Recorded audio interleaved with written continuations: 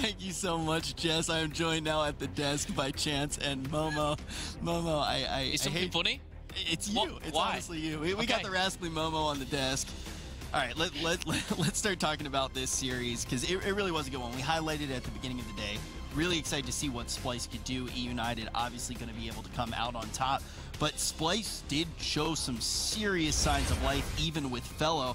But I feel like this first hard point, Phil, this is where Fellow probably struggled the most. I mean, it's so easy to look at that scoreboard. It's very hard not to look at the scoreboard, and you're going to see the final result very, very soon.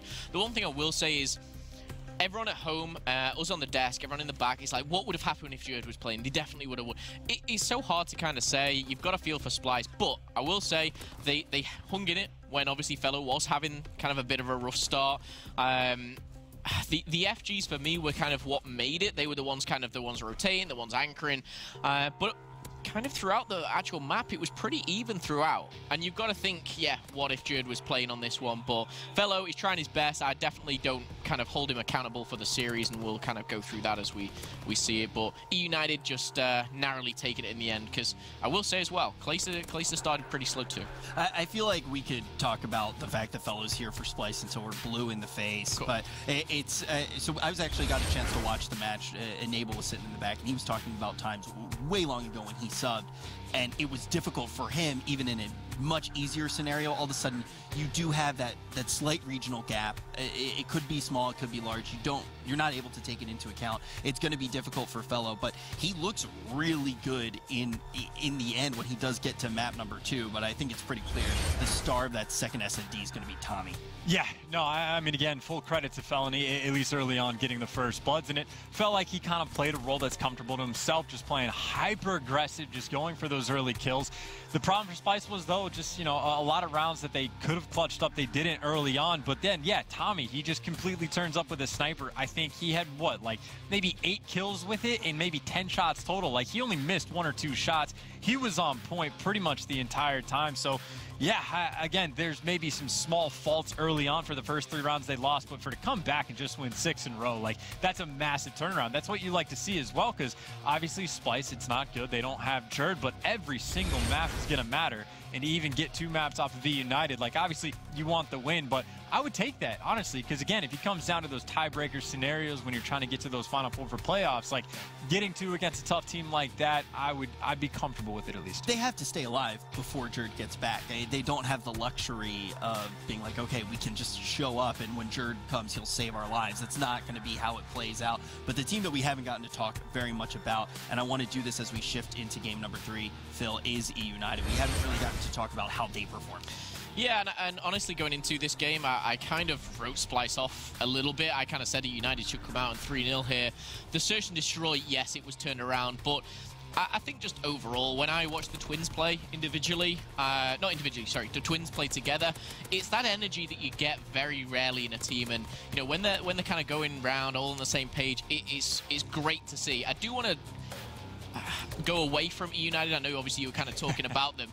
Splyce, and again, Fellow in particular, kind of, he fit into this role in the CTF, and this is where I think he started to find his feet, almost start to kind of find the gaps that he needed to fill, and he seemed a little bit more comfortable. But eUnited, again, they've got the chemistry, they've got the history. Splyce having to pick up, it does hinder them, and you know, I look forward to hopefully, you know, the next time that these kind of match up, whether it be in a couple of weeks, I believe, and Jerd is here.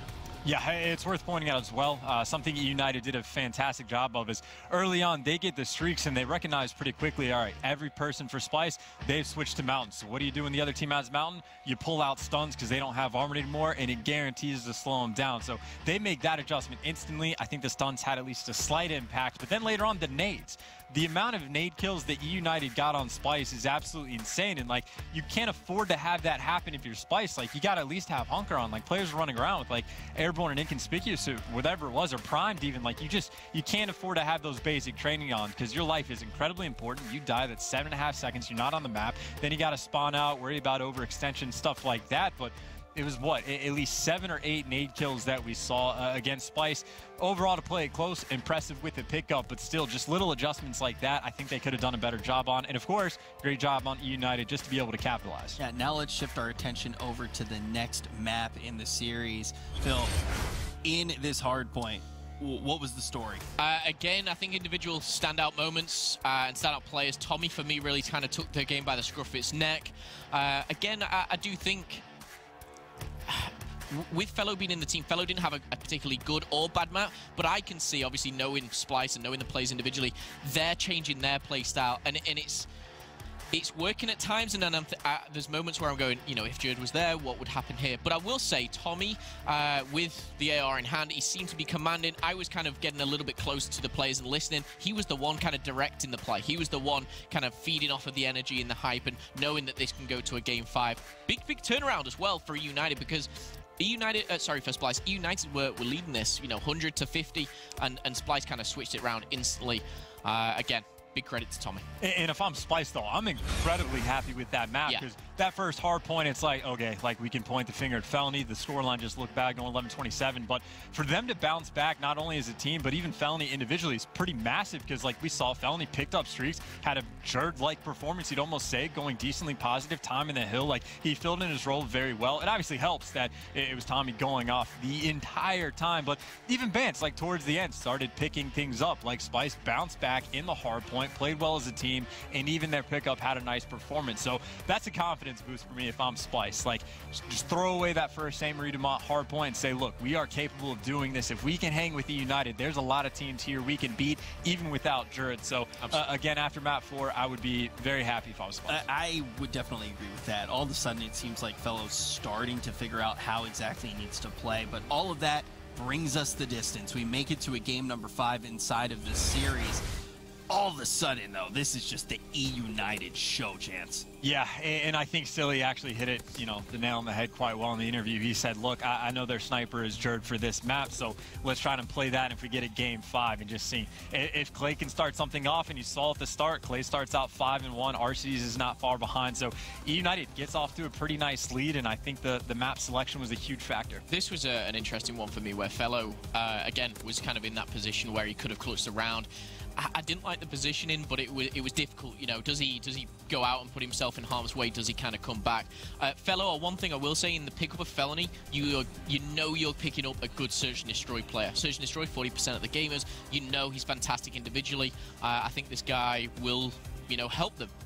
Not actually do better, but he will push other teams to the limits in the S&Ds particularly. Good performance. Unfortunate for Splyce, really. But also, just to build on that, that was when you saw Fellow come alive. All of a sudden, he gets into that S&D, he's in his element, and he starts to play really well. So we